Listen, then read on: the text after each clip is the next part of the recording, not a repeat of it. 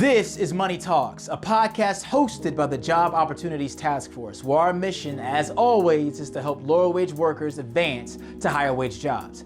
I'm your host, Christopher Dews, and let's get into it. In September, JOTF launched its pre-apprenticeship construction training program known as BetterU, set in Baltimore City, designed to train individuals in carpentry, plumbing, and electrical work. With us today to discuss JOTF's newly minted BetterU Construction Training program are the two individuals who built the training program from scratch. One is Monique Boyd, and the other is Charles Harper, our case manager. First, Monique Boyd is the Chief Executive Officer of the Job Opportunities Task Force and is also my boss. Boss, good to have you. Thank you so much, Chris, for the invitation for today.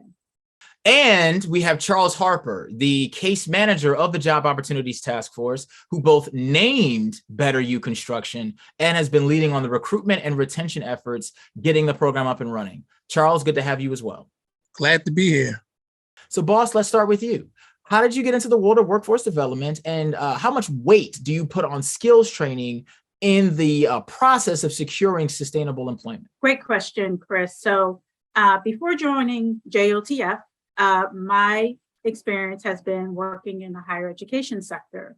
And so that population that I focused on while working in higher education was non-traditional students. And so non-traditional students can be defined as a veteran, someone over the age of 23, basically a non-traditional student that did not enter into college directly from high school. And so I focused on that population for one. I also was a non-traditional student going into higher education.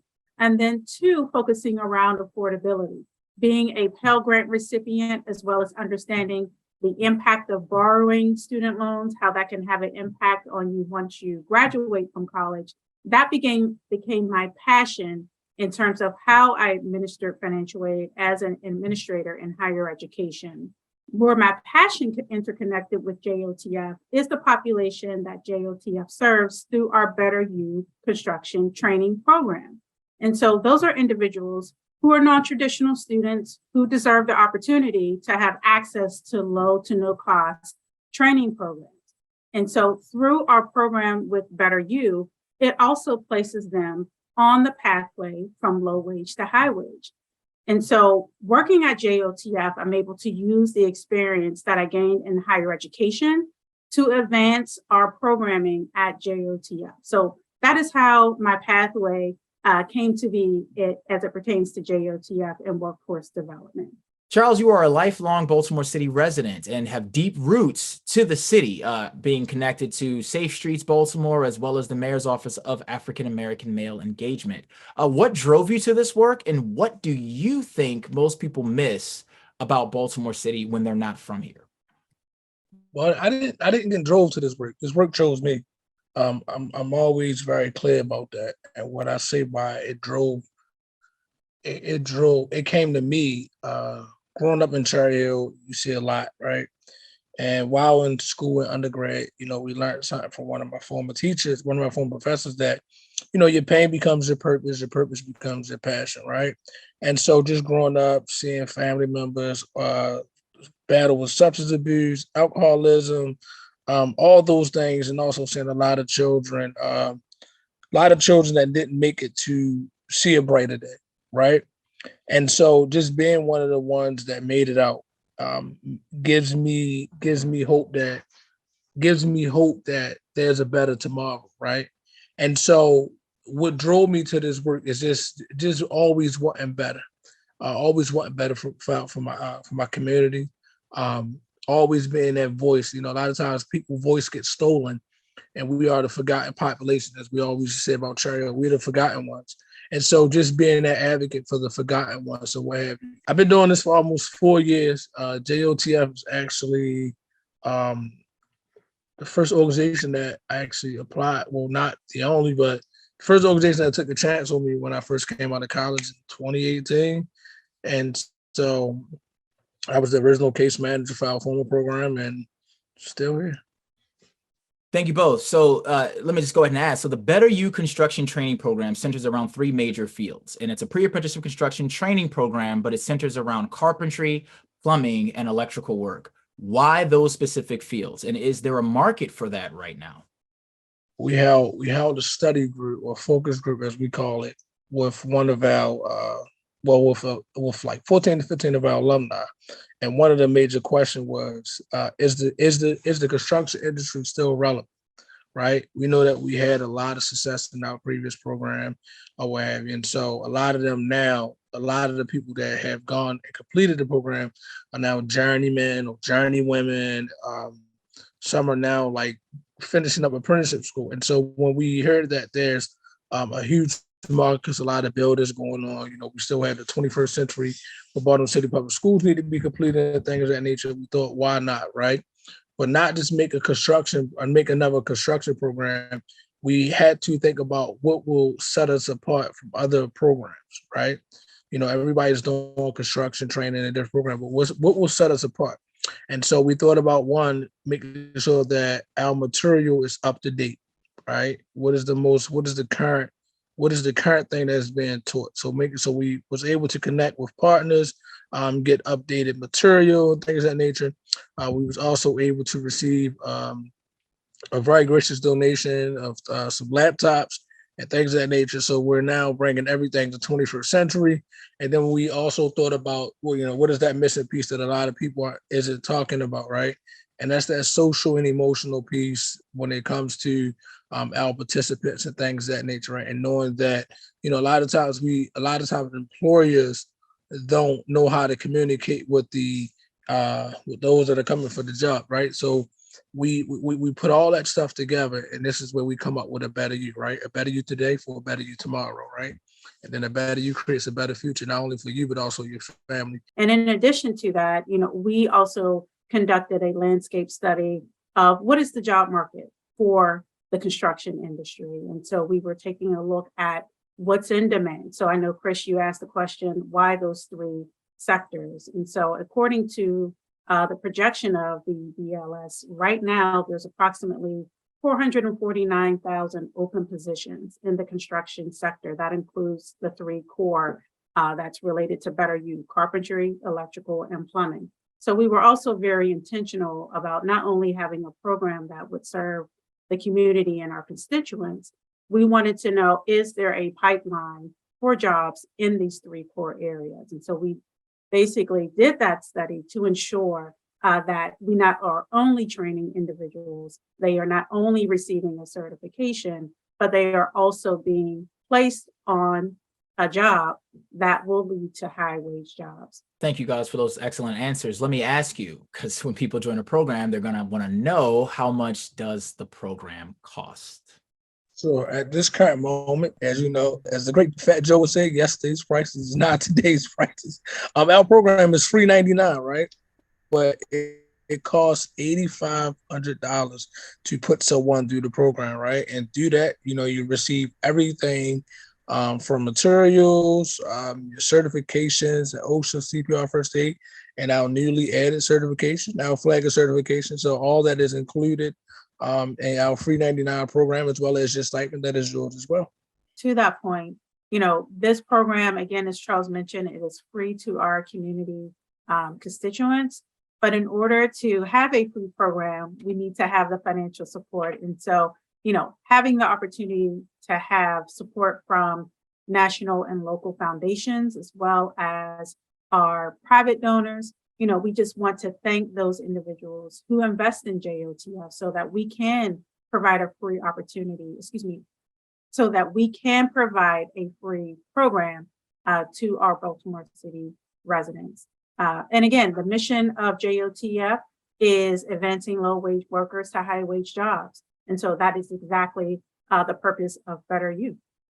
All right, let's talk about the timeline of the actual training program. First and foremost, how long is the training and what are the hours? Sure. The training is 14 weeks on Tuesdays and Thursdays at our West Side location, which was at the time our highest performing location. That's why we retained that location. On Tuesdays and Thursdays from 6 p.m. to 9 p.m. It's 14 weeks, so you'll get a lot of classroom instructions. Like last night, our guys just started the construction math section and things of that nature. They did real well with that. And so now they'll begin to do like more book work, then eventually they'll do that certification. After certification, this is where we start to do our hands-on portion and teaching them basic entry-level carpentry, electrical and plumbing. So you can't really break down the timeline, but you know, within the 14 weeks, they'll complete what we call our frame wall, right? That frame wall teaches them carpentry, and then they'll run some PVC pipes through that frame wall. That'll be their plumbing. Afterwards, they will then go on to complete like a small portion of electrical and things of that nature. So that's where you'll get your carpentry, electrical, and plumbing within those 14 weeks. Might I add, while we're talking about that, we do one of the things that we also was able to do, go find some amazing instructors, right? And I won't go too much off of it, but one of the things that we wanted to do, we wanted to put instructors in place that understood the population in which we serve, right? We have 2 individuals who work with at-risk youth during the day, teaching them the same skill sets or what have you. We have a former alumni. So altogether, we have like some good years of experience when it comes to what we're teaching our participants or what have you. So within those 14 weeks, they're getting not only a free education, but a good quality education. What certifications will they be leaving the training with? They'll be receiving OSHA 10, CPR, first aid, and our newly added flag certification. Now, I'm familiar with a great many training programs throughout the Baltimore region. One of the issues, you already answered this with regards to, the amount of payment and student loan debt. That's an issue with those. We've already resolved that. One of the other things that I've also noticed is that a lot of companies will train you, but then like once you graduate, you're on your own, just like a regular college. What happens upon graduation for the average BetterU graduate? Well, like I always tell people that we different because we don't treat you as a participant. We treat you as a family member, right? And we know that a lot of times with family members, sometimes after they get that good job or finish something up, they go away and they feel like that they are able to sustain themselves, right? But one of the things that we do at BetterU, we always keep that door open for you. But one of the things that you also get when you complete the BetterU Construction Training program is that you receive a stipend up to $3,500 towards a used car. Now, like I always tell people, and I always say this jokingly, but I say it truthfully. This is not just some car that's been sitting on your homeboy's front lawn or your homegirl's front lawn. We need a nice used car dealership. You get that as a working a month on the job, because one of the things that we realized that we have to eliminate that transportation barrier once you get the job. And in order to keep that job, we know that one of the things that's always an issue is the transportation, right? Also, once you complete the program, you do receive a bucket of tools, whatever to respect fields that you are going into. Also, one of the things that we realize is that also that you may have been out of work for a long time. So we provide you with the boots, whether you need a pair of pants to go to work, shirt, whatever you need to succeed when you complete the program, we'll give you that. So just because you graduate don't mean that you are done with us. You are now a part of our family away. And as people know about JOTF, our family always comes back. We see a lot of our former participants at a lot of our community events that they come out, support, bring their family. So they know that when they complete this program that, that they're getting, continue to be loved and supported. And that's one of the things that we've always been good at. The barrier removal service on stuff. So whatever we need to continue to keep them in first place, because we already given them a second chance, and now that they're in first place, whatever we need to do to continue to keep them in first place, this is what we will do here at the Job Opportunity Task Force at BetterU. We're their advocates then, and we'll be their advocates later. And just to add to Charles's point, the intensive wraparound case management support that we provide to our program participants and alumni, make sure that we, one, find them a job, but also that they retain their employment. And so going back to Charles's point about addressing the social emotional component, we first need to figure out what are, individuals' triggers, because what we don't want to have happen is we train individuals and they're no longer able to retain employment once we place them on the job.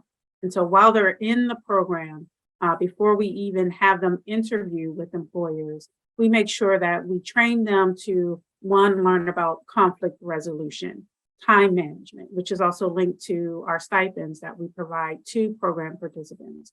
If you are late or miss a class, you're not paid. And so our classroom also imitates once you're on the job. If you don't show up for work or you are late, there are consequences to that. And so we wrap ourselves around the program participant to give them that space to make those mistakes so that we can then pivot and course correct before they enter into the workforce. The other part of our intensive wraparound services is just making sure that, one, if they're experiencing barriers related to transportation, Charles mentioned that we provide a stipend to purchase a vehicle. But before you can even purchase a vehicle, Charles will then set individuals up who are experiencing issues with their driver's license. We want individuals to be, one, to have valid driver's license before they can purchase a vehicle. And then also, while they're in the program, we address credit history through our financial literacy, because we know with driver's licenses and with car insurance, which includes non-drivable factors such as credit history, can increase your likelihood of having expensive car insurance. So while those individuals are in our program, we address some of those barriers that are directly linked to our policy initiatives, because we do not want to, again, have individuals coming through our training program leaving the same way that they entered. And so we know through our research and through our policy advocacy work and through BetterU and our case managers such as Charles, we try to address those pain points and barriers so that, again, aligning ourselves with our mission, advancing low-wage workers to high-wage jobs. Right, and even more so, and I'll end it on this. And one of the things that we're good, and I always tell people, I don't like to talk to their own horn. We're very proactive when it comes to our participants, right? And that's also with us. That's also with our instructors, right? You know, we, as you know, we're not in a classroom, so we give them that time to be comfortable with the instructor. So they also having those instructors that are able to pick up on certain behaviors and communicate that with the team, what have you. And so that's just us being proactive, being grassroots or what have you. You know, we're there before the participants, and if we be there afterwards, if it needs be. So always and just being grassroots, right? And just being not. And when I say that is that we aren't afraid to go to those unfamiliar places where they may go at, right? And that's us meeting them where they're at. And as Ms. Boyd said, we meet them where they're at. We let them know by loving on them that, you can't stay here. And we also show them why it's unhealthy to stay there. So taking them from an unhealthy environment to a healthy environment. All right. So we've talked a lot about, the benefits of being in the program. The question I have now is, what are the requirements to actually get in, right? So what are you looking for when it comes to an individual in the BetterU training program, and what do they need to have? We are currently and always ongoing looking for motivated individuals who are willing to be a change to themselves for better them, right? But that comes with them living in Baltimore City, having a high school diploma or GED or willing to get one, being able to physically work in the construction industry, being able to pass the drug urinalysis test. We'll keep it real with us because we are real individuals. And two, be able to complete an application as well as a math assessment or what have you. Now, I always tell people, don't be afraid of the math assessment. I guarantee you that it's just to see where you are.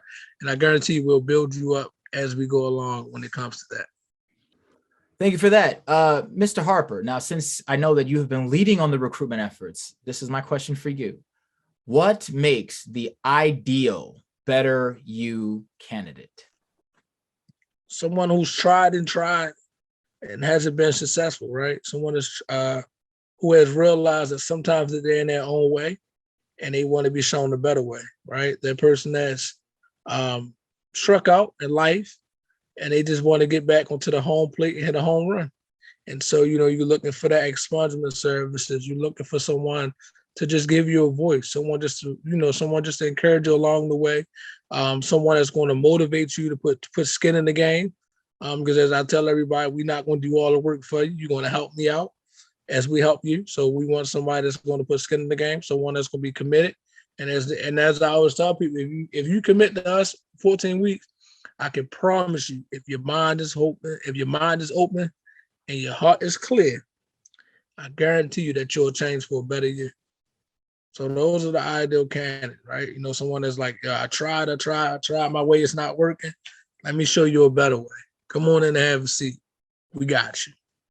So here's where things get interesting. So I know that in the policy department, it's all about going to Annapolis and making changes, knocking down barriers to employment. However, it's different when it comes to training programs. You guys have to do that in real time as case managers, as program managers, executive, whatever. The bottom line is you actually have to deal with the individual barriers that an individual has before you can actually place them. So I'm just going to run through a list of those, the ones that we see most common in Baltimore City. And I just wanted to know, what does BetterU, or how do you guys plan on mitigating a lot of these issues? We all know that criminal records can be a massive barrier to employment, housing, education, licensing, and the rest. It's one of the biggest barriers to employment, and anybody who works in workforce will tell you that.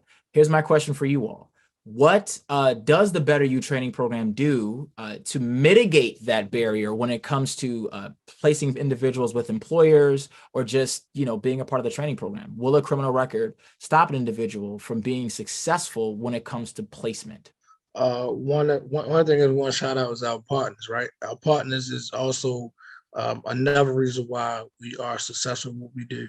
And the good thing is that we have a great partner when it comes to expungement services that we work with that help us to eliminate that barrier.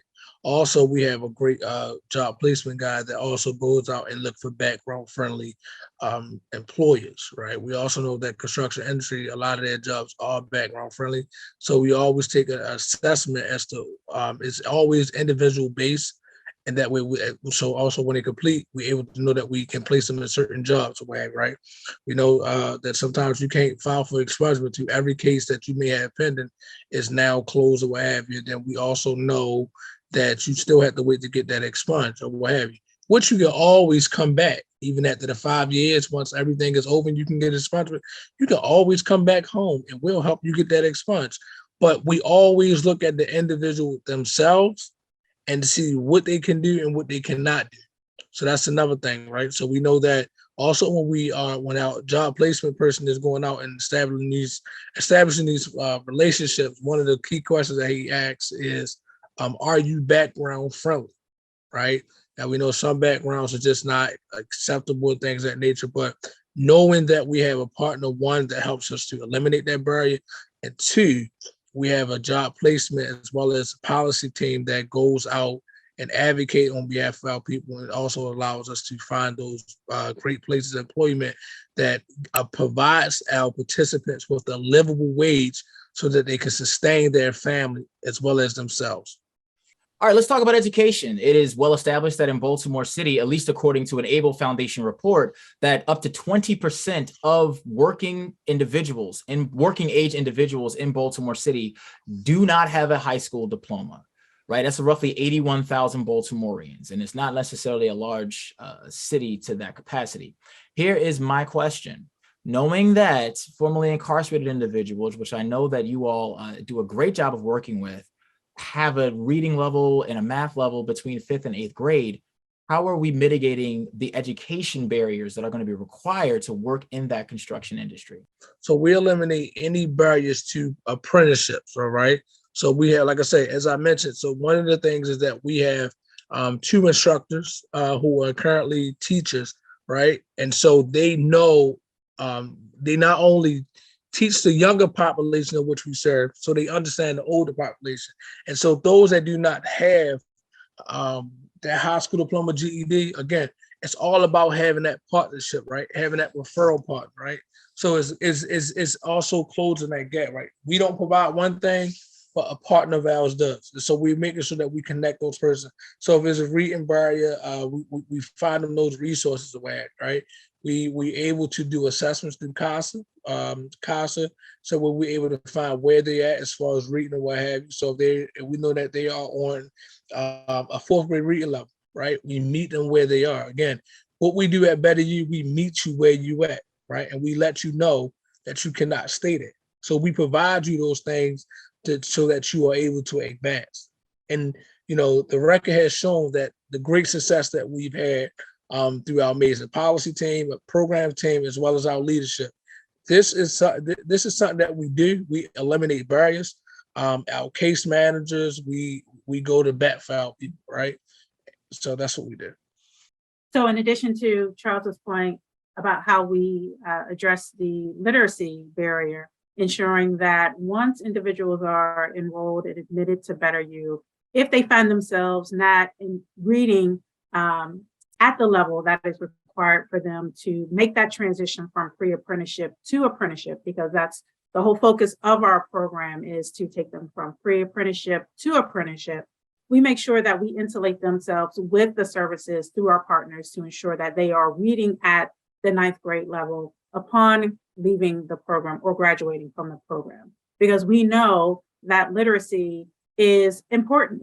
We need it in our everyday lives. Also, it's critical in terms of the sector for our graduates coming through BetterU. And so we do our due diligence that, as Charles mentioned, meeting individuals where they are, because we don't want to ever turn away someone simply because they are below the reading standards or some of these standards that we require for admissions. We have our intensive case management supportive services and our network in place so that we have that individual who just needs that extra boost and that support behind them. And so BetterU, as well as Charles and the programs team, provide those services to those individuals who find themselves in the position that they just need a hand up. They just need a hand up. And so we do our due diligence in making sure that we have those services available so that they can matriculate through the program and meet those benchmarks, so that when they do enter into the workforce, transition into a pre-apprenticeship program, they have already met those check marks in making sure that they can enroll in the apprenticeship programs. And for some of those who may not want to go directly right after completing BetterU into the apprenticeship program, that's why we have the job services, supportive services available for graduates, just to make sure that if they want to go into the carpentry sector, the electrical sector, the plumbing sector, that they have that skill set to choose from once they depart from BetterU. Excellent. As you all know, that transportation is a massive barrier to employment in the city of Baltimore. Only 9% of the jobs can be reached within 1 hour one way by public transit, because Maryland is indeed a very regional economy. So let me ask you this, knowing that vehicles tend to be necessary, especially in the construction industry, what do you all do to secure a vehicle and a license for an individual while they are in the training program? Sure. So while in the program, one, we do pay for them to go to driving school, right? Also, we do have that partnership with Baltimore City and Baltimore County Child Support.